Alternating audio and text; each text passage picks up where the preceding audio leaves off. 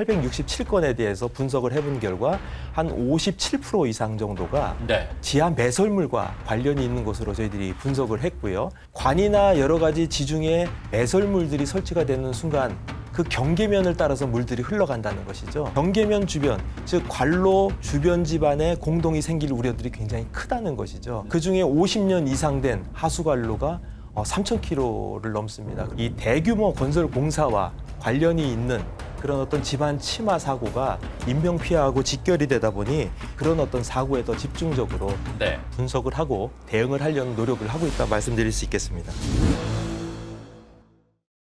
실시간 재난안전정보방송 재난안전 119 안전토크 시간입니다. 오늘은 국토교통부 산하기관인 국토안전관리원의 오영석 수석 전문위원 나오셨습니다. 어서 오십시오. 네, 반갑습니다. 국토안전관리원은 건설공사와 시설물 안전관리에 더해서 이 지하 안전관리 업무도 수행을 하고 있다고 이야기를 들었습니다. 오늘은 이 작년에 이어서 올해 들어서도 잇따라 발생하고 있는 집안 침하 사고, 이 싱크홀에 대해서 좀 이야기를 나눠보려고 하는데요. 먼저 이 싱크홀 사고 예방 업무를 어떤 절차로 좀 진행을 하고 있는지 소개를 해주시겠습니까? 네, 저희 기관은 말씀하신 대로 건설공사의 안전 및 품질 관리, 시설물의 안전 및 유지 관리, 거기에 지하 안전 관리를 임무로 하고 있는 국토교통부 산하 준정부 기관입니다. 네. 말씀드린 대로 건설공사와 시설은 지상부에서 이루어지는 안전이라 하게 되면 지하 안전에 대한 부분은 지중, 그러니까 땅 아래에서 벌어지는 일들에 대한 안전도 저희가 책임지고 있다 이렇게 보시면 될 것 같고요. 네. 말씀하신 대로 예방 활동이라고 하게 되면 대부분의 땅이라는 것에 어떤 그 주체가 되는 관리를 담당하고 있는 기관들은 지자체가 됩니다. 그러다 보니 지자체에서 저희들에게 요청을 하게 되면 저희들이 탐사 업무를 수행을 해서 그 결과들을 알려주고 그에 대한 이행 여부를 저희들이 확인하게 되어 있습니다. 네. 근데 다행인 것은 지자체에서 요청이 안 들어오면 저희들이 조사를 그동안 못했는데 저희들이 판단했을 때 고위험 그런 공사 현장이거나 아니면 집안 침하에 대한 우려가 있는 지역에 대해서는 직권으로 조사할 수 있는 그런 어떤 법안이 지난 5월에 통과가 됐습니다. 그래서 그렇군요. 조금 더 선도적으로 네. 저희들이 집안 침하에 대한 예방 활동을 할 수 있을 거라고 저희들은 기대하고 있습니다. 네. 지금 말씀을 해주신 대로 새로운 대책을 마련하고 있다니까 굉장히 다행스러운 뉴스가 아닌가 싶은데요. 제가 오늘 방송을 준비하기 위해서 자료를 쭉 좀 훑어봤더니 싱크홀이 전국적으로 이틀에 한 번꼴씩 발생을 한다고 지금 자료가 나와 있습니다. 이게 정말인지 싱크홀 관련 사고에 대해서 좀 정리를 해서 말씀해 주시겠습니까? 네, 저희 기관에서 운영하는 시스템 중에 지하안전정보 시스템이라고 일명 JIS라는 시스템이 있습니다. 네, JIS요. 네네, 그 시스템의 통계 자료를 저희들이 매년 이제 분석을 하는데 지난 2020년도부터 작년 24년도까지 최근 5년간의 그 집안 침하 사고 났던 현황들을 보게 되면 867건이 발생을 했고요. 네. 이걸 연 평균으로 따지게 되면은 170여 건이 되죠. 그러다 보니까 말씀하신 대로 이틀에 한 번꼴 집안 침하가 발생하고 있는 형국이고요. 네. 또 이런 어떤 일들이 대부분 보게 되면 6월에서 8월 강우가 있거나 이런 어떤 장마철을 지난 이후에 사고들이 빈번하게 발생하는 것이 일반적입니다. 네. 좀 더 상세히 살펴보자면 이 집안 침하에 대한 원인이 이 강우와도 관련이 있다고 얘기를 드렸는데 대부분의 사고들이 867건에 대해서 분석을 해본 결과 한 57% 이상 정도가 네. 그 지하 매설물과 관련이 있는 것으로 저희들이 분석을 했고요. 또 분석된 내용들을 보게 되면은 또 복구를 하다가 잘못되는 일들이 또 생기게 됩니다. 네. 그 복구 공사도 또 제대로 안 했을 때 이런 어떤 강우를 만나게 되면은 지하수의 흐름들이 이제 좀 빨라지게 되기도 하고 하다 보니까 문제가 네. 생기는 것이 한 32% 정도 나오게 돼서 거의 뭐 8, 90%가 지중해 매설돼 있는 또 지중해에 있는 시설물들로 인해 생긴다 이렇게 저희들은 보고 있는데요. 네. 이런 어떤 지중 매설물과 관련된 그런 사고들은 사실 인명피해하고 이어지기는 그렇게 쉽지 않은 작은 사고에 불과한데요. 저희들이 관심 있게 보는 거는 867건 중에 저희들 57건 정도로 보고 있는데 6.6%에 해당되긴 합니다만 네. 이 대규모 건설 공사와 관련이 있는 그런 어떤 집안 침하 사고가 인명피해하고 직결이 되다 보니 저희들은 그런 어떤 사고에 더 집중적으로 네. 분석을 하고 대응을 하려는 노력을 하고 있다 말씀드릴 수 있겠습니다. 지금 인명피해 말씀을 해주셨습니다마는 지난 3월이었죠. 배달을 가던 오토바이 운전자가 집안 치마 사고로 목숨을 잃는 사고가 발생을 했었습니다. 관련 뉴스를 먼저 보시고 말씀을 계속 이어나가도록 하겠습니다.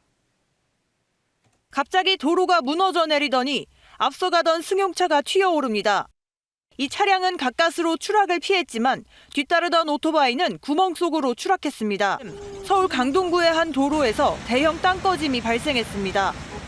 소방당국은 즉시 오토바이 운전자에 대한 수색 작업에 나섰지만 땅꺼짐 규모가 지름 20m, 깊이 18m에 이르러 구조에 어려움을 겪었습니다.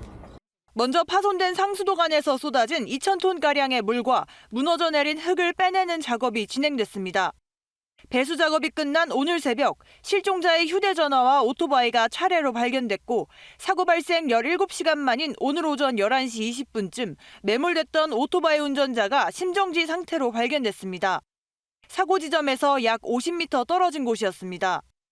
딱딱한 진흙이 계속 땅바닥에 있었기 때문에 결국에는 중장비가 들어가서 땅 바닥부터 긁는 작업을 구역으로 나누어서 진행한 후에야 발견할 수 있었습니다. 추가 사고 우려에 인근 학교 4곳은 재량 휴업했고 일부 상점들도 영업을 중단했습니다. 못하지. 지금도 흙이 계속 지금 무너지고 있네. 열흘 전부터 있어요. 작게 점점 조금씩 더 깊어지는 것 같아서. 안전조치와 원인 조사를 위해 사고 현장 인근 도로도 당분간 통제됩니다.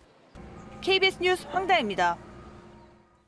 자, 아마도 이 뉴스를 모두 기억하시지 않을까 싶습니다. 너무나 가슴 아픈 사고였습니다. 안타깝게 숨진 고인의 명복을 빌겠습니다. 저 사고 이후로 이 원인 규명을 위한 정부의 사고조사위원회가 꾸려졌다고 이야기를 들었습니다. 명일동에서 발생한 이 지하 침반의 사고 원인이 좀 어떻게 나오고 있습니까? 아직 사고조사위원회가 운영 중에 있기 때문에 네. 결론을 말씀드리긴 좀 어려운데요. 저희들이 면밀한 분석을 위해서 각계 전문가들을 다 참여시켜서 12명으로 구성된 그 중앙지하사고조사위원회가 지금 운영 중입니다.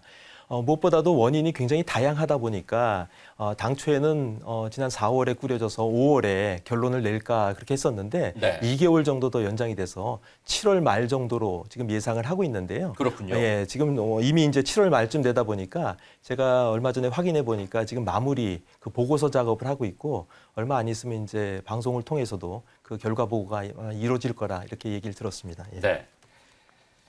집안 치마 사고가 발생한 중심부에서 80m 떨어진 곳에 지하철 9호선 연장 공사가 이루어지고 있었습니다. 이 관련 뉴스도 한번 보시고 계속 이야기를 나눠보도록 하겠습니다. 지름 20m의 땅꺼짐 사고 현장 아래에선 지하철 9호선 연장 공사가 한창이었습니다. KBS가 확보한 해당 공사 현장의 작업 일지. 땅꺼짐 사고 20일 전인 지난달 4일 하루에 3.2m 터널 굴착을 진행한 것으로 기록돼 있습니다. 공사 설계도상 이 구간에서 한 번 진행할 수 있는 굴착 거리는 0.8m. 공사 지침의 4배를 파낸 겁니다. 그 공법을 절차대로 했을 경우에 나올 수 없는 그 굴진 거리예요.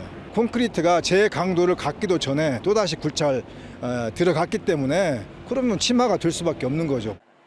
하루 3.2m 굴착 공사는 집안에도 영향을 줬습니다. 땅꺼짐 사고 현장 바로 옆 주유소입니다. 이 주유소에서는 사고 발생 약 한 달 전인 지난달 초부터 이렇게 바닥에 갈라짐 현상이 나타나기 시작했습니다. 지난달 6일 주유소 측이 균열 신고를 했지만 공사 지침을 초과하는 굴착 공사는 땅꺼짐 사고 전까지 6차례 더 반복됐습니다. 지난달 12일 작업일지에는 터널에 물을 막는 차수 공사를 한 기록도 나옵니다. 상하수도관 파열의 전조로 볼 수 있었지만 굴착 공사는 계속됐습니다. 지하 수위가 한참 아래에 있기 때문에 지하 수는 아니다. 상수도관 파열 아니면 하수도관 파열이다. 그럼 조사를 해야 될 거 아닙니까? 이에 대해 시공사 측은 현장 감리와 협의해 굴착을 진행했고 무리한 공사는 아니었다면서 차수공사는 물이 셀 상황에 대비해 선제 대응한 것이라고 해명했습니다. 공사를 발주한 서울시는 아직 조사가 진행 중인 만큼 조사 결과가 나와봐야 정확한 사고 원인을 판단할 수 있다고 밝혔습니다. KBS 뉴스 김하은입니다. 결국에는 인접한 굴착 공사와 관련해서 땅꺼짐 사고가 발생을 했다고 저희가 봐야 될 것 같은데요. 이 굴착 공사 현장이 구체적으로 집안에 어떤 영향을 준 것인지 또 그리고 사고 주변에 그 상황은 좀 위험해 보이던데 지금 어떻게 느끼고 계십니까? 제가 이제 사실 집안 전공을 한 사람입니다. 집안공학을 전공한 사람 입장에서 봤을 때 이런 일들이 굉장히 자주 생기는 이유는 저희들이 딛고 다니는 땅은 오랜 시간에 걸쳐서 굉장히 균형을 잡힌 안정화된 집안입니다. 그런데 개발 사업이나 이런 것들로 인해서 굴착 공사를 하게 되면 사실 그 균형 잡힌 집안에 불균형인 어떤 상태가 이루어지는 것이고, 다행인 것은 집안이 불균형 상태로 그대로 있는 것이 아니라 안정화를 꾀해가는 것이죠. 어떤 의미에서는 뭐 이상하게 들리실 수 있겠지만 무너지는 일도 집안 자체 입장에서는 불균형력을 자기가 안정화시키려는 노력 때문에 무너진다, 이렇게 보실 수도 있을 것 같아요. 근데 네. 저희들이 균형을 잡는 일들은 앞서 말씀하신 대로 지하철 공사나 아니면 여러 터널 공사가 있을 때 안정화를 위한 여러 가지 보강 공법들이 적용되게 됩니다. 그 공법들로 안정화를 시켜서 가게 되는 것이죠. 근데 이제 그런 부분 외에도 강우가 있게 되면은 또 그게 지중으로 물이 들어오게 되고, 네. 또 지질 조건 자체가 원래 안 좋은 명일동 같은 경우도 지금 나온 얘기로 보게 되면 과거에 하천이 흘렀던 그런 집안입니다. 그렇군요. 예, 그러다 보면 하천이 흘렀던 집안의 특징이라 하게 되면 대부분 자갈 모래질이거나 굉장히 좀 연약한 토층대로 이루어져 있고, 아무리 잘 다져진다 하더라도 균형이 깨진 다음에는 복원이 되는데 굉장히 어려움이 있다는 것이고, 네. 그런 경우에는 지하수의 흐름들이 굉장히 빨라질 수 있다 보니까 그런 문제들이 네. 다 복합적으로 생겨 있다, 이렇게 보시면 될 것 같아요. 또 한 가지는 이런 집안의 특징, 대부분이 이제 그 공사, 명일동 사고 같은 경우에도 보게 되면 도로부에서 이제 치마가 생기지 않습니까? 근데 도로부라는 것은 교통이 굉장히 빈번하다 보니까 네. 조사가 사실은 지표면에서 이루어지기가 어려워요. 그래서 인근에 아까도 주유소에 균열난 것을 보여주셨는데, 사실 저희들이 저희 기관은 그 시설물의 안전을 이제 책임지는 기관으로 출발을 했습니다. 네. 성수대교가 붕괴되고 나서 구조물의 안전을 확인하기 위한 기관으로 출발을 했는데, 저도 30여 년 동안 근무를 하면서 느낀 것은 시설물이나 많은 우리들이 만들어 놓은 목적물들은 우리와 다른 형태의 징후들을 자꾸 보여주고 있어요. 근데 그 징후들을 어떤 상태라는 것을 파악할 수 있는 기술들이 굉장히 필요한데, 그런 부분들을 우리가 좀 간과하지 않나, 그렇군요. 그런 생각이 좀 들기도 하고요. 무엇보다도 사고 조사 결과가 지금 나오진 않았기 때문에 저희들이 결론을 여기서 말씀드릴 수는 없지만, 네. 바로 밑에서 이제 지하철 9호선 연장 공사가 있기도 했었지만, 그 앞서서는 아주 아랫부분에서 세종안성간 또 고속도로 지하 공간의 터널 공사가 이미 이루어진 상태고 이용 중에 있습니다. 그랬군요. 네, 그러다 보니 무너진 다음에 확인할 수 있는 것들이 대부분 관로 정도가 눈에 보이다 보니 네. 관로와 관련된 문제가 아니겠거나 하는 생각을 하는데, 이것은 앞서 말씀드린 대로 지하 개발 공사도 있을 수 있고, 원래 집안이 안 좋은 상황들도 있고, 네. 또 과거에 이루어졌던 집안 공사도 또 관련이 있을 수 있다 보니까 저희들이 모든 가능성을 열고 네. 사고조사위원회에서 그 원인 규명과 또 재발 방지 대책을 지금 마련하고 있다, 이렇게 보시면 될 것 같습니다. 사실 이 뉴스가 처음 나왔을 때는 이 굴착 공사 현장 그 주변에서는 이 싱크홀이 나오지 않을까 걱정들을 많이 했는데, 지금 연구위원이 말씀을 들어보면 꼭 그런 것은 아니고 여러 가지 영향에 따라서 그런 현상들이 발생할 수 있다, 또 이렇게 말씀을 해주셨습니다. 폭우가 쏟아지면 싱크홀 위험이 높아지게 된다고 말씀을 들었습니다. 최근 KBS 취재진이 여러 기관에 흩어진 정보 약 11만 건을 확보해서 서울에서 싱크홀 위험도가 가장 높은 곳이 어디인지를 찾아냈습니다. 관련 단독 보도를 먼저 우선 보시겠습니다. 지난 3월 배달 오토바이 기사의 목숨을 앗아갔던 명일동 땅꺼짐 사고. 20m 깊이의 사고 현장은 일상을 되찾았지만 발밑의 공포는 계속되고 있습니다. 병원에 약을 받으러 갔다 오던 길, 노부부가 탄 승용차도 편도 4차선 도로 한복판에서 땅속으로 빨려 들어갔습니다. 이렇게 내가 지나가는 길에 언제 발생할지 모르는 땅꺼짐 사고. 땅꺼짐 위험성을 판단하기 위해 KBS가 확보한 지하 정보는 모두 11가지 종류입니다. 집안 치마 사고 이력이나 치마 민원 접수 현황, 10m 이상 지하 굴착 공사 정보가 있고요. 또 지하 공동, 10개말의 빈 구멍이 발견된 위치, 지하 3층 이상 건물 위치도 포함됩니다. 이런 정보들은 서울시와 서울교통공사 등 여러 기관 부서에 흩어져 있는데요. 지하 안전 전문가들과 함께 약 11만 건의 정보를 확보해서 분석했습니다. 먼저 수집된 정보의 주소를 서울 지도에 반영했습니다. 실제 발생했던 땅꺼짐 사고 이력을 입력했더니 강남구 역삼동과 영등포구 여의도동, 강남구 논현, 삼성동 순으로 많았습니다. 상하수도관 파열과 복구 이력은 강서구 화곡동과 관악구 신림동, 중랑구 면목동 주변에 많이 몰려 있습니다. 어떻게 하면 위치에 대한 정확도를 높일 수 있을까? 어떻게 하면 정제를 잘해서 좌표 데이터를 뽑아낼 수 있을까를 가장 신경을 썼고요. 이런 식으로 관련 정보를 하나하나씩 서울시 지도 위에 올려봤습니다. 그랬더니 집안 침하 위험도를 한눈에 볼 수 있는 이른바 땅꺼짐 위험 지도가 완성됐습니다. 이것을 정보의 밀도, 즉 위험도에 따라서 5단계로 나눠서 표시를 했습니다. 위험도가 높을수록 진한 빨간색으로, 그리고 비교적 낮은 지역은 옅게 보이도록 구성을 했습니다.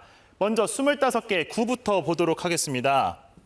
네, 보시는 것처럼 빨간색이 가장 진하게 나타난 곳, 바로 강남 3구와 그리고 종로구입니다. 이것을 조금 더 좁혀서 동별로 보도록 하겠습니다. 유독 눈에 띄는 세 곳, 바로 역삼동, 서초동, 그리고 대치동입니다. 이들 지역은 과연 어떤 특징이 있길래 땅꺼짐 위험도가 높은 건지 전문가의 자문을 받아서 현장을 취재했습니다. 단독 보도 김하은 기자가 이어갑니다.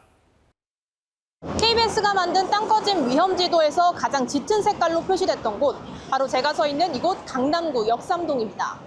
땅속 빈 구멍도, 집안 침하 관련 민원 신고도 이곳에서 가장 많았습니다. 최근 5년간 역삼동의 집안 침하 신고는 150여 건. 그 다음인 서초와 대치, 방배, 논현동까지 집안 침하가 많았던 상위 5개 동 모두 강남구와 서초구 관할입니다.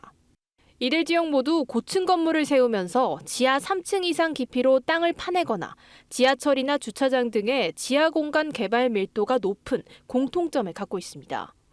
해당 지역을 찾아가 보니 굴착공사 현장 주변 도로에 금이 가거나 틈이 생긴 모습이 목격됩니다. 한마디 정도 단차가 깔아앉았다는 이야기죠. 대규모 지하 개발이 진행 중인 강남구 영동대로 일대. 지하 40m 이상 깊이의 GTX와 지하철역은 물론 쇼핑몰 전시장과 버스, 택시 정류장까지 들어섭니다. 대규모 땅꺼짐의 전조일 수 있는 지형 변화가 이미 나타나고 있다는 게 전문가의 판단입니다. 저쪽도 보면 약간 좀 벌어졌단 말이에요. 공사하는 영향에서.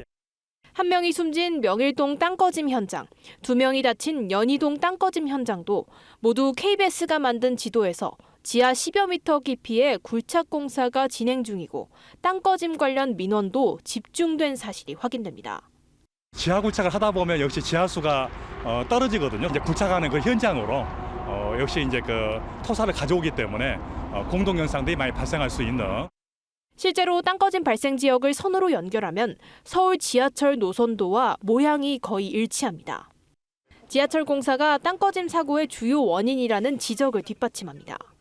건드리면은 당연히 그 주변이나 도로 밑에 있는 흙이 가만히 있지 않고 침하되려고 하는 그런 역량 때문에. 이번 분석은 고밀도 지하 개발이 이루어지는 도심지일수록 땅꺼짐 위험에 더 취약하다는 점을 보여주고 있습니다. KBS 뉴스 김하은입니다. 네, 보신 대로 땅꺼짐 위험 지도를 KBS 단독 보도로 함께 보셨습니다. 지금 전무로 막 찍어놓으니까요. 굉장히 좀 겁이 나는 그런 지도를 저희가 보게 되는 것 같은데, 대부분이 공통적으로 이제 지하 공간의 개발 밀도가 높은 곳에서 그런 현상들이 생기는 걸로 이렇게 나오고 있습니다.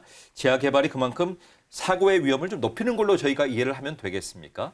뭐 앞서 말씀드린 대로 그렇게 단정 지을 수는 없고, 아까 점으로 다 표시된 곳들이 집안 침하가 났던 그런 지역이긴 한데, 제가 앞서 통계 자료를 말씀드린 것처럼 한 50% 이상 정도는 상하수도 관로에 의한 아주 규모가 작은 정도의 집안 침하도 아마 다 포함되어 있는 거라 이렇게 보시면 될 것 같고, 저희가 주의를 기울여야 되는 거는 그중에 이제 6.6% 정도에 해당된다고 아까 말씀을 드렸는데, 대규모 공사 현장 주변 같은 경우에 나타나는 집안 침하들, 이런 것들을 좀 유의해야 되고, 공사 자체도 그래서 엄밀하게 잘 해야 되지 않나 이렇게 저희들은 봅니다.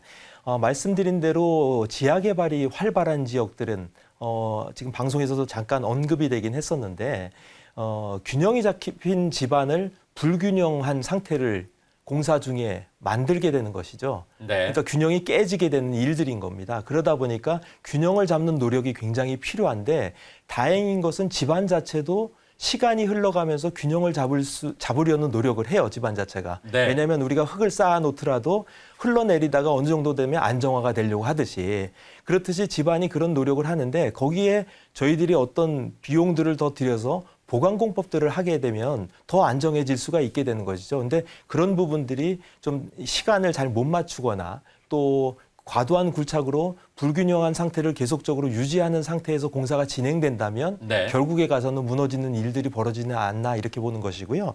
또 한 가지는 집안 조건에 대한 문제도 아까 언급을 드렸죠. 네. 그러니까 집안 자체가 모두가 다 똑같을 수는 없고요. 어떤 집안은 굴착을 해도 상당히 오랜 시간 견뎌줄 수 있고 불균형적인 요소를 집안 자체가 견딜 수 있는데 그렇지 네. 못한 집안들도 있죠. 그러다 보면 빠른 시간 안에 보강을 해야 되는 그런 공법들이 이미 기술적으로 저희들이 적용을 하고 있습니다. 그런데 네. 그런 부분들이 공사 중에 잘 안 다뤄졌을 때 이제 문제가 생기는 그런 일들로 발생하기도 합니다. 또 한 가지는 굴착 공사가 이루어지게 되면 불균형력 외에도 지하 수위가 이제 변화를 갖게 됩니다.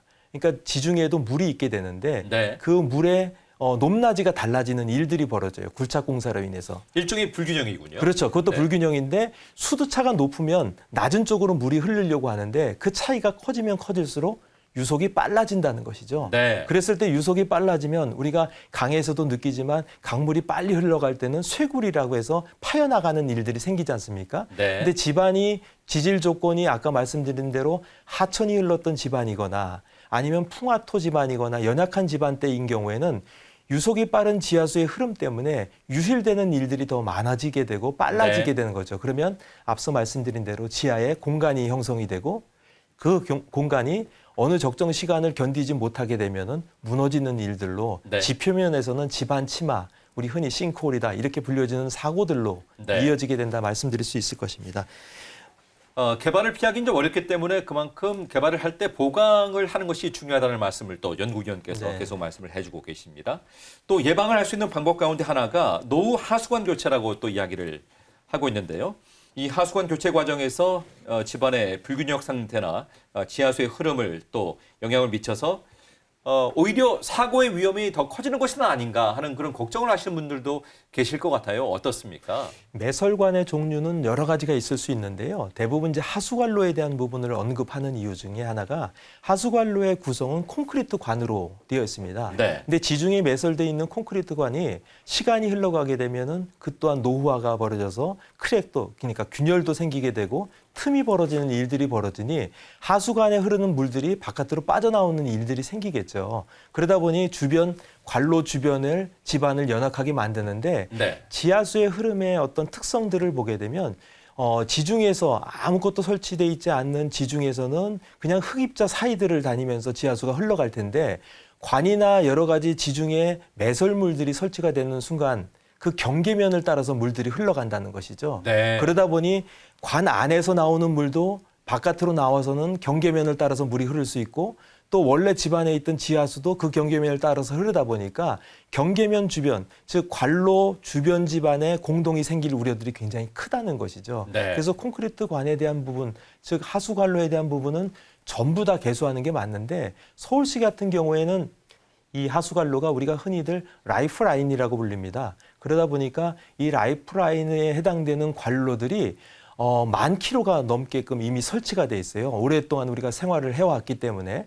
근데 그중에 50년 이상 된 하수관로가 3,000km를 넘습니다. 그러다 보니까 그것을 다 교체하는 데는 굉장한 많은 비용도 들 것이고 네. 대부분의 관로들이 도로 하부에 매설돼 있다 보니까 도로를 그렇다고 해서 이용도 못하고 다 하수관로를 개착하겠다고 공사하겠다고 교통을 차단할 수는 없지 않습니까? 그러다 맞습니다. 보니까 적용되는 기술들이 개착을 해가지고 관로를 보수하는 공법도 있고 네. 비개착, 그러니까 개착을 하지 않고 관로 자체에서 보수하는 방법들도 있게 됩니다. 그게 나와 있습니까? 네네, 그렇습니다. 그래서 그런 관을 저희들이 이용하는데 국내 이제 건설기술연구원이라는 그 조직에서 네. 이미 이제 저희들 발표한 기술이 될 텐데요. 땅을 파지 않고 이 도심지 같은 경우에는 비개착으로 관로를 교체하는 방식들을 쓰게 되는데 네. 과거만 하더라도 대부분 이제 PE관이라고 해서 폴리에틸렌 또 PVC관, 폴리염화비닐 그런 소재로 쓰여졌었는데 네. 이게 콘크리트 관에 비해서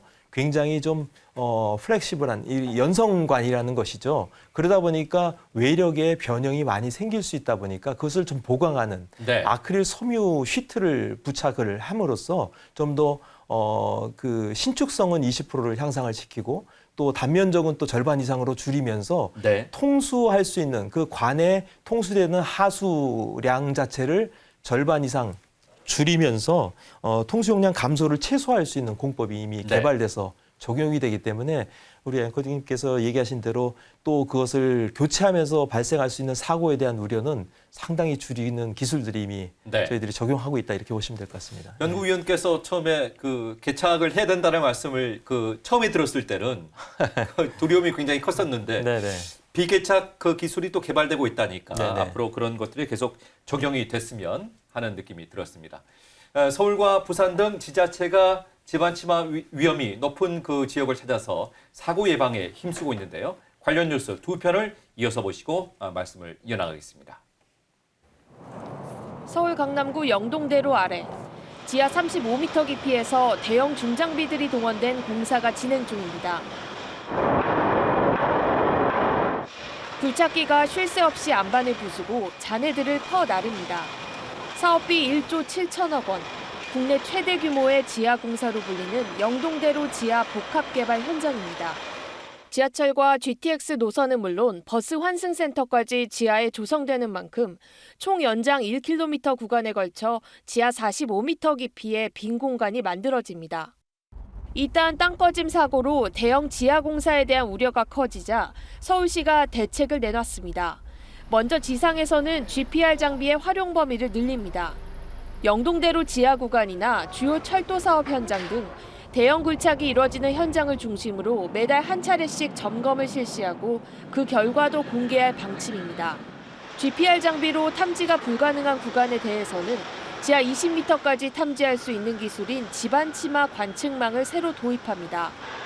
대형 굴착 공사장 인근의 사고 예방에 만전을 기하겠다 하는 말씀을 다시 한번 강조해서 드리고요. 이와 함께 지하 공간 관리 전담 조직을 만들고 기존 2천억 원 수준이었던 노후 하수관로 교체 예산도 2배 늘려 노후 배관 교체에도 속도를 낼 방침입니다. GPR, 즉 지표 투과 레이더를 장착해 땅속 2m 아래 상태를 확인하는 부산시 집안 탐사 차량입니다. 지난해 부산 지역 도로 464km를 202차례에 걸쳐 탐사해 땅속 빈 구멍인 공동 56곳을 찾아냈습니다. 규모가 큰 공동 같은 경우에는 구청에 즉시 통보를 해서 굴착 복구를 하고 원인 조사를. 공동이 가장 많이 발견된 곳은 해운대로 원동교에서 좌동 지하차로 교차로 구간으로 8곳이 발견됐습니다. 다음으로 만덕대로 덕천교차로에서 만덕터널 입구까지 5.1km 구간에서는 7곳이 발견됐고 최근 땅꺼짐이 잇따랐던 사상구 새벽로 구간에서도 공동 1곳이 확인됐습니다. 그리고 양정에서 수영까지 연수로에 6곳, 서면교차로에서 동성로까지 서전로에 3곳, 대교로 구간에 3곳이 나왔습니다. 이렇게 지난해 집안 탐사가 이뤄진 부산도로 464km에서 찾아낸 공동은 56곳이었습니다. 문제는 1년 동안 탐사 구간이 부산시 전체 도로에 비하면 일부에 불과하다는 것. 부족한 장비와 인력 탓에 5년 단위 계획을 세워 집안 탐사를 진행하다 보니 5년에 한 번꼴로 집안 탐사가 이루어지는 셈입니다. 조사 정밀도와 행정의 대응력이 장비와 인력에 달려 있는 만큼 자체 조사 역량을 갖출 수 있도록. 부산시 공동관리 규정에 따르면 발견된 공동의 크기 등에 따라 위험도가 나뉩니다. 긴급한 경우 이틀 안에 복구하도록 하고 최장 150일 안에 굴착 복구를 하도록 하고 있습니다. 이렇다 보니 지난해 발견한 공동 56곳 가운데 아직 7곳은 복구 예정으로 남아 있습니다. 도로 안전과를 이번에 신설을 합니다. 전문 부서가 생겼기 때문에 지하와 관련된 그리고 도로와 관련된 전반적인 부분에 대한 좀 더 체계적이고 전문적인 관리가 되지 않을까. 앞서 서울시는 논란 끝에 누리집 안전지도를 통해 집안 탐사 결과와 복구 진행 상황을 공개한 데 반해 부산시는 아직까지 땅속 공간 공동을 시민들에게 공개하지 않고 있습니다. KBS 뉴스 강성원입니다. 네, 지금 뉴스를 보니까 제반 탐사 기술이 굉장히 올라와 있다는 것은 제가 느낄 수가 있었습니다. 보통 지하 20-30m 아래에서 이제 공사를 하게 되는데 그 넓은 지역 쪽의 그 공동을 다 발견할 수가 있는 겁니까? 어떻습니까? 현재 저희가 집안 공동을 찾기 위해서 쓰고 있는 장비는 이제 앞서 이제 영상에서도 보셨지만 GPR이라는 장비입니다. 네. 그러니까 전자파를 지중으로 투과해서 반사돼서 돌아오는 그 파를 가지고 이제 분석을 하는 겁니다. 그래서 매질의 상태에 따라서 공기층이 있는지, 네. 또 물층이 있는지, 또 구조물이 있는지 이런 것들을 구분해내게 되는데요. 이 전자파 탐사를 이용하는 GPR 탐사의 한계가 있습니다. 그러니까 심도가 깊어지게 되면 이 탐사에 대한 어떤 정확도가 떨어져요. 왜 그러냐면 주파수라는 것을 이용하기 때문에 그렇습니다. 그러니까 네. 주파수 대역이 낮은 주파수 대역을 쓰게 되면은 아주 깊은 심도까지도 주파수가 도달해서 전자파가 도달해서 지중해에 있는 상태들을 확인할 수는 있는데 문제는 이 주파수가 커지게 되면 파장도 커진다는 거죠. 그러니까 이 파의 사이클이 커지다 보니까 네. 매설물을 넘어서는 사이즈가 돼버린다는 거예요. 그러다 보니까 사실은 20m 정도 되는 부분을 찾기는 굉장히 어려움이 있고 거의 불가능하다 이렇게 저희들은 이제 GPR 탐사로는 보고 있는 것이고 네. 그나마 다행인 것은 대부분의 매설물이라고 불리는 작은 규모의 집안 침하가 일어나는 그 매설물들은 2m 내외에 다 설치들을 하다 보니까 네. 그 정도에 있는 매설관의 주변에 있는 공동들은 저희들이 찾을 수 있고요. 서울시에서 그래서 이제 대규모 20-30m 아래서 이루어지고 있는 대규모 굴착공사 현장에 대한 부분의 집안 침하를 이제 예측하기 위해서 그 기둥형으로 센싱을 이제 지하에다 매설을 하게 되고 네. 그 센싱을 통해 가지고 지중해에서의 어떤 그 집안 변화나 뭐 토사량의 변화가 생기게 되면은 그것을 집안 침하 관측망이라는 망을 통해 가지고 예측하는 기술을 적용하려는 그런 네. 어떤 한계를 극복하려는 기술 개발들이 지금 계속적으로 적용되고 있다 이렇게 보시면 될 것 같습니다. 그러니까 지하에서 공사 초반부터 그런 장비를 매설을 하거나 또 설치를 해서 앞으로의 어떤 것들을 예측하기 위한 그러니까 그런 공사로 상황들입니다. 인해서 변화되는 어떤 상황들을 네. 지중해에서 벌어지는 것들을 그런 어떤 센서들을 이용해서 네. 확인해내겠다 이렇게 보는 것입니다. 한 가지 궁금한 게요. 네네. 왜 서울과 이 부산에서 이렇게 그 집안 탐사가 많이 이루어지고 있는지 좀 궁금하실 것 같아요. 아까도 말씀드렸지만 이제 그 대도시일수록 네. 지상 자체의 개발이 굉장히 포화된 상태라고 볼 수 있겠죠. 그렇군요. 그러다 보니까 대부분의 공사를 이제 지하 공사로 이루어지게 됩니다. 네. 제가 비근한 예로 그런 사례들을 가끔 듣는데 아마 발전한 도시에서 우리가 전신주, 전봇대를 보실 수가 없을 거예요. 그런 부분들이 다 지중으로 매설된 네.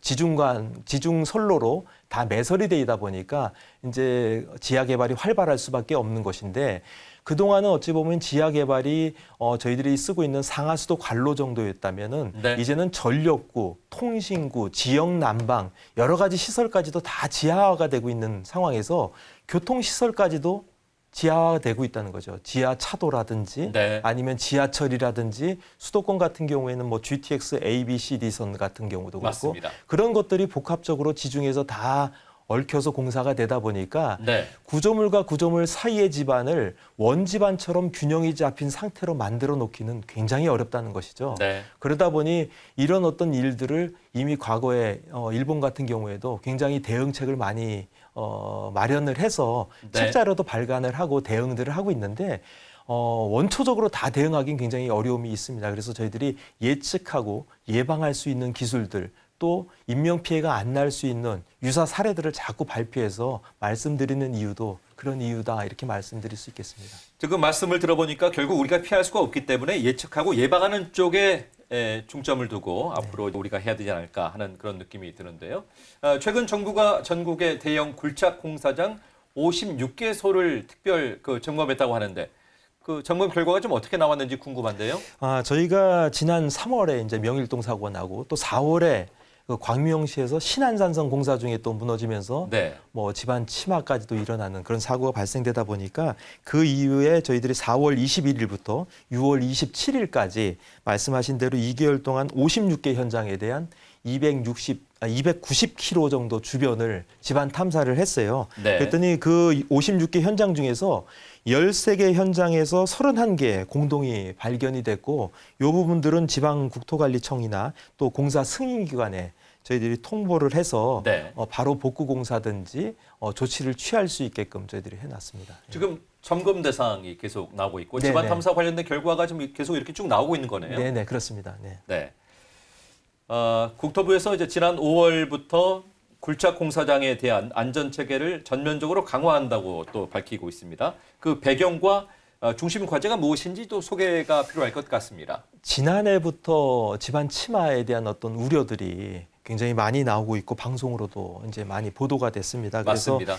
굴착 공사에 대한 특히나 안전 관리 강화 방안을 마련해야 되겠다는 취지로 TF팀이 이제 가동이 돼서 각종 이제 분야별 전문가들이 거기에 구성돼서 운영이 되어 오던 차에 최근에 또 말씀하신 그런 명일동 사고나 또 광명시의 사고가 있다 보니까 특별히 이제 굴착 공사 현장에 대한 안전 체계를 강화해야 되겠다는 취지로 발표를 하게 된 내용입니다.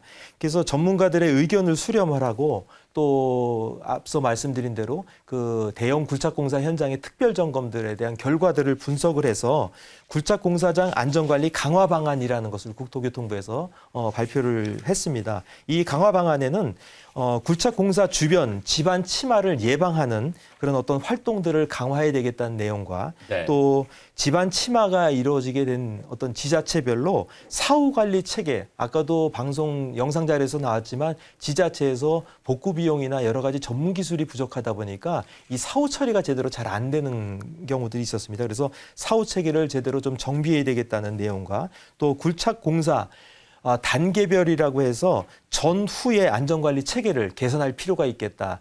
규모에 따라서는 공사 전과 전후에 집안 탐사를 하기도 하고 안 하는 경우들이 있었어요. 그래서 그런 네. 부분들을 단계별로 좀 개선해서 해야 되겠다는 것과 또 이 집안 침하 사고가 많이 나다 보니까 거기에 대한 전문 인력에 대한 부분, 또 장비에 대한 부분, 이런 어떤 신뢰성을 높여야 되겠다는 취지로 이 강화 방안을 마련했는데요. 그래서 4대 중점 과제하고 네. 13개 세부 추진 과제를 구성해서 적극적으로 지하 안전, 그러니까 안전하고 편리한 국토를 조성해야 되겠다는 취지로 국토교통부에서는 굴착 공사장 안전관리 강화 방안을 발표하게 됐습니다. 네. 앞으로 지상의 안전도 중요합니다만 말씀 들어보니까 지하의 안전이 그 못지않게 중요하겠다는 그런 네, 느낌이 그렇습니다. 네. 계속 듭니다.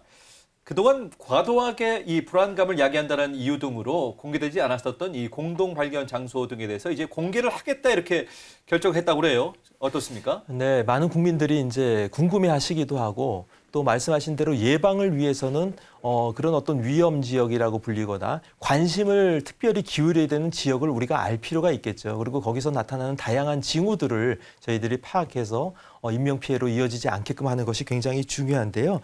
그래서 저희들은 이제 GPR 탐사 결과들, 그러니까 탐사를 하고 나게 되면은 탐사를 어디를 했다, 그 결과가 어떻다, 문제는 어떤 것이 있고 어떻게 조치를 했다는 것들이 이미 지하안전정보 시스템이라고 아까 말씀드렸던 JIS 저희 기관에서 운영을 하고 있습니다. 네. 그 시스템을 통해서 저희들이 공개를 하고 있고요. 6월 중순부터는 공동이 발견된 장소 등을 지도 정보에다가 입혀서 이제 서비스를 저희들이 시작을 하고요. 이 지도 정보에서는 필요한 또 관심 있는 구역들을 표시를 하게 되면 어떤 조사들이 이루어졌었고 어떤 조치들이 이루어졌었는지 이런 어떤 공간 검색 기능들도 저희들이 제공할 계획을 갖고 있습니다. 네. 근데 이미 앞서 말씀드린 대로 이런 기술들이 각 지자체나 또 기관들별로 산발적으로 좀 이루어지고 있습니다. 그래서 이미 지하공간 통합지도라고 해서 한국국토정보공사에서 개발한 그 지도가 또 있습니다. 지하 공간에 각종 매설물들의 현황들을 적어놓은 거죠. 근데 네. 이 현황, 공사 현황들과 또 지하 사고가 일어났던 집안 침하 사고나 이력들이 있던 정보들을 같이 다 매칭을 시켜가지고 한다면 보다 더 좀 명확한 결과들을 저희들이 낼 수 있지 않을까 해서 네. 국토교통부에서는 이런 내용들도 함께 준비를 하고 있다 이렇게 보시면 될 것 같고요. 각 지자체가 개별적으로 수행한 집안 탐사 결과도 저희들이 함께 JIS나 이런 네. 어떤 정보 통해서 제공할 계획을 갖고 있습니다. 알겠습니다. JIS 다시 이야기해서 지하 안전 정보 시스템을 네. 구축해서 지금 계속 활용을 하고 있다는 말씀. 예, 그렇습니다. 예. 활용을 하고 있다는 그런 말씀해 네네네. 주셨고요. 이렇게 이제 지하 안전 관리 신뢰도를 높이기 위해서 구체적인 어떤 방안이 좀 필요할 것 같습니다. 어떤 것들을 준비하고 있습니까? 지자체별로 대응을 하기에는 전문 인력들이 굉장히 부족합니다. 그래서 전문 인력들을 이제 저희들이 컨설팅도 하게 되고 네. 교육도 시키는 과정들을 만들어 놓기도 했고요. 또 사고가 났을 때 지자체에서 대응을 할 때는 전문가들을 이렇게 모아서 뭔가 대책 마련도 해야 되는데 그 전문가 그룹들도 조성하기 굉장히 어렵죠. 그래서 네. 국토교통부 저희 기관에서는 중앙정부에서 그 전문가 그룹에 대한 인력 풀을 구성을 해서 그것들을 이제 지자체에다 제공하려는 노력들도 하고 있고요. 네. 또 한 가지는 이 탐사를 하는 업체들의 어떤 신뢰성도 굉장히 중요합니다. 탐사를 했을 때 그것들을 분석하는 것이 굉장히 중요하겠죠. 예를 들어서 저희들이 병원에 갔을 때 인체 내부에도 초음파 검사라는 걸 통해서 우리가 이렇게 개복하지 않고도 어떤 문제점들을 파악해내지 않습니까? 그랬을 맞습니다. 때 어떤 의사들은 잘 분석을 해서 그런 어떤 결과들을 어떤 문제의 초기 증상들로 찾아내서 대응을 할 수 있기도 한데 어떤 경우에 잘 못 찾아가지고 문제를 또 키우는 경우들도 있지 않겠어요? 그래서 네. 그런 업체들에 대한 어떤 신뢰성들을 확보하기 위해서 등록 기준 절차를 굉장히 꼼꼼하고 철저하게 저희들이 마련을 해서 업체에 대한 어떤 관리도 좀 체계하겠다는 것이고 무엇보다 또 장비에 대한 성능도 굉장히 중요하겠죠. 그러다 보니 장비에 대한 성능도 저희들이 인증을 하고 하는 제도들을 통해 가지고 저희들이 장비의 신뢰성도 높이려는 네. 그런 노력들을 하고 있다 이렇게 보시면 될 것 같습니다. 지금 말씀 들으면 들을수록 굉장히 전문적이고 심도 깊은 그런 그 네네. 영역이기 때문에 이렇게 되면은 결국 그 전담기구가 있어야 되는 것이 아닌가 하는 그런 느낌도 드는데 어떤 생각을 갖고 계십니까? 네, 저는 어디 가서든지 그 얘기를 제가 하고 있는데요. 네. 예를 들어서 저희가 94년도 성수대교가 붕괴됐을 때 네. 국회의원 입법으로 시설물의 안전관리에 관한 특별법이 만들어졌습니다. 일명 이제 그렇군요. 저희 분야에서는 시특법 이렇게 불리는 법인데 그 법에 저희 기관의 설립 근거가 만들어지고 한국시설안전공단이 설립이 됐어요. 네. 그러면서 이 법과 관련돼 있는 지상부에서 만들어지는 모든 시설에 대한 부분들에 대한 관리 체계의 중심을 저희 기관이 가지고 일정 부분의 주기적인 점검과 또 대응책들이 어떻게 이루어지고 있는지에 대한 것들을 시스템으로 관리를 하고 있습니다. 그래서 이미 30년 동안 저희들이 이루어왔고요. 네. 당시 95년도만 하더라도 종별로 따지게 되면 1종, 2종 시설물이었던 것이 지금 이제 3종 시설물까지 포함을 해서 18만 개나 되는 시설물들을 종합적으로 관리하고 있는 저희 기관입니다. 네. 근데 지하도 마찬가지로 지하 매설물들에 대한 현황도 그렇고 관리 체계들이 지금 굉장히 분산돼서 관리가 되고 있다는 것이죠. 지자체를 대상으로 관리를 하는데 지자체는 전문 인력과 장비도 부족하고 네. 서울시나 부산시를 제외하군요. 그러다 보니까 이 전국토의 지하를 안전하게 관리하기 위해서는 이런 분산돼 있는 조직에 대한 정보들도 취합할 수 있고 네. 또 집중화시켜서 컨트롤할 수 있는 어떤 중앙정부 기관이 필요하지 않겠냐 저희들은 그렇게 보고 있는데 다행히도 일부 이제 국회의원께서 의원 입법으로 이것을 이제 저희들이 발의를 해놨습니다. 전담기구 설치에 대한 부분들을. 그렇군요. 네, 그렇습니다. 그래서 저희들은 그 기관을 마련을 저희 기관이 이제 그런 역할을 수행하면서 각 지자체에 흩어져 있는 정보들을 모으고 그것들을 분석하기도 하고 저희들은 또 우수한 인력들로 탐사도 직접 하고 있다 보니까 네. 그 결과들을 다 모은다면은 보다 더 시너지를 발휘할 수 있는 그런 어떤 역할을 할 수 있지 않을까 저희들은 네. 그렇게 보고 전담기구의 필요성을 강력하게 저희들 얘기하고 있습니다. 지금 말씀하신 그런 기준을 갖고 안전관리원에서 집안 탐사를 계속 하실 것 같은데 네네. 작년과 비교했을 때 이제 올해 좀 달라진 부분이 분명히 좀 있을 것 같습니다. 어떤 네. 부분이 좀 달라졌을까요? 그동안은 어찌 보면은 50% 이상 되는 것이 지중 매설물이다 그렇게만 보고 저희들이 일반적인 조사를 실시하고 네. 또 지자체에서 요청이 들어오게 되면은 집안 탐사를 저희들이 해드렸었는데 1회에 그쳤었어요. 근데 그 부분을 2회로 늘려서 네. 공사와 관련이 있거나 또 고위험도 또 이런 지역들을 저희들이 탐사를 할 수 있게끔 그렇게 바꿨고요. 또 한 가지는 노후 관로에 대한 부분들에 대한 탐사를 연장을 더 늘렸습니다. 1000여 킬로 정도 하던 것들을 금년에 이제 1780킬로까지 늘려서 70% 정도를 상향시켜서 조사를 할 계획을 갖고 있고 네. 그에 따라서 저희들이 정부로부터 이제 인력과 예산도 좀 받은 면이 좀 있습니다. 그래서 그것을 풀 가동을 해서 그렇게 늘릴 생각이고 앞서 말씀드린 대로 지난 5월에 이제 법안이 개정됐다고 말씀드려서 저희들이 고위험 불착 공사 현장이거나 이런 어떤 집안 침하의 우려가 심각하게 우려된다는 지역들은 직권으로 조사할 수 있는 권한이 있다 보니까 그런 네. 것들을 활용해서 적극적으로 선제적 대응을 할 네. 계획을 갖고 있습니다. 네. 오늘 그 집안 침하에 대해서 계속 이야기를 나누고 있습니다. 네네. 싱콜에 대해서 이야기를 나누고 있는 건데요. 네네. 사실 싱콜이 나기 전에 뭔가 전조 증상이 있을 것 같습니다. 네. 어떤 것들이 전조 증상이라고 저희가 알 수 있습니까? 저희들이 만들어 놓은 모든 시설도 그렇고요. 모든 자연에서는 일정 부분 불균형이 생기게 되면 그 균형을 맞추려는 노력 때문에 여러 가지 징후들이 나타납니다. 특히 집안 침하는 지중해에서 벌어지는 불균형력들이 지표면을 통해서 또 지표면에 인접해 있는 건물을 통해서 나타나기도 하죠. 그래서 대부분 보게 되면 도로에 이제 균열들이 발생하기도 하고요. 높낮이가 바뀌어지는 높낮이 차가 생기기도 하고 갑자기 차량을 이렇게 운행을 하다 보면 노면이 울퉁불퉁한 경우들도 있죠. 그런 경우들도 있고 저희들이 또 이렇게 관심 있게 봐야 될 부분들은 노면에 비도 오지 않았는데 물이 스며져 나오는 것 같이 그런 구간들도 생길 수가 있습니다. 밑에서 이렇게 스며져 올라오는 거죠. 그러니까 관로들이 매설돼 있는 지역 같은 경우에는 관로에 파손이 생겼거나 또 이음매들이 간극이 생기게 되면 네. 통수되던 물들이 주변으로 이제 나오면서 스며 나오게 되면서 노면까지도 적시는 일들이 생깁니다. 그래서 네. 그런 부분이 있는지를 면밀히 살펴야 되고요. 제가 이제 이 부분을 굉장히 관심 있게 또 그리고 주의 깊게 말씀을 좀 드리는 사항 중에 하나가 뭐냐면 맨홀입니다. 맨홀은 지중해에 매설돼 있는 것들을 점검하기 위해서 수직하게 지표면으로 노출시켜 놓은 어떤 공간이다 보니까 맨홀 뚜껑들을 우리가 차량을 운행하다 보면 이렇게 지나치게 되는데 그 주변들이 굉장히 불편하게 우리가 느껴집니다. 운행 중에도. 그리고 그 주변들이 균열들이 많이 생길 수가 있고 말씀하신 대로 경계면들이 있다 보니까 지하수가 이렇게 흐를 수 있는 부분들이 생겨서 젖어 있는 경우들이 있어요. 그래서 이런 징후들을 보시게 되면은 바로 신고를 해주거나 하는 일들이 필요하다 이렇게 보시게 됩니다. 이제 앞으로는 그런 것들을 유심히 좀 지켜보면서 운전을 하거나 길거리를 걷는 그런 네네. 상황도 만들어내야 될 것 같습니다. 저희가 열심히 달리다 보니까 벌써 이제 마무리 지을 시간이 됐습니다. 네. 오늘 저희가 출연하시는 모든 분들께 30초 안에 그 안전 챌린지 미션을 드리고 있거든요.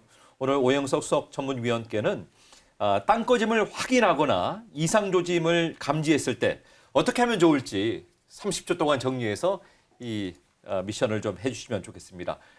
화면 상단에 30초가 가니까요. 네네. 잘 그 배려하셔서 고려하셔서 말씀해 주시기 바랍니다. 준비되셨으면 시작해 주십시오.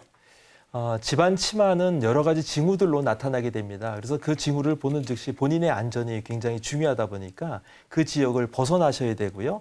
벗어난 이후에 본인만 피할 것이 아니고 그 지역에 대해서는 관할 지자체든지 아니면 도로관리 사업소 같은 경우에 신고를 해주시고요. 또 행정안전부에서 운영하는 그 국민신문고라는 그런 어떤 어플이 있습니다. 그걸 통해서 신고를 하셔도 되고 112나 119로 신고를 주시게 되면 본인의 안전 외에도 우리 주변 모든 국민들의 안전도 함께 책임질 수 있다 이렇게 보실 수 있을 것입니다. 네, 알겠습니다. 오늘은 여기까지 듣도록 하겠습니다. 지금까지 국토안전관리원 오영석 수석 전문위원과 함께했습니다. 오늘 말씀 대단히 감사합니다. 네, 감사합니다.